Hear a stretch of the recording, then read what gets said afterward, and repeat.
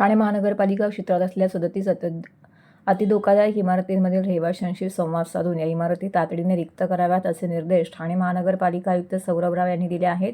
विरार येथे घडलेल्या इमारत दुर्घटनेच्या पार्श्वभूमीवर ठाणे महानगरपालिका क्षेत्रातील अतिधोकादायक इमारतींचा पुन्हा आढावा घेण्यात आला.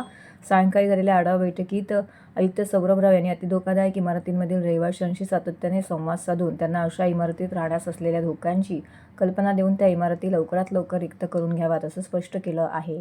तसेच ज्या धोकादायक इमारती रिक्त करून घेऊन त्यांची तातडीने दुरुस्ती करण्याची आवश्यकता देखील आहे, त्याबद्दल रहिवाशांशी संवाद साधण्याचे निर्देशही सहाय्यक आयुक्तांना दिले आहेत.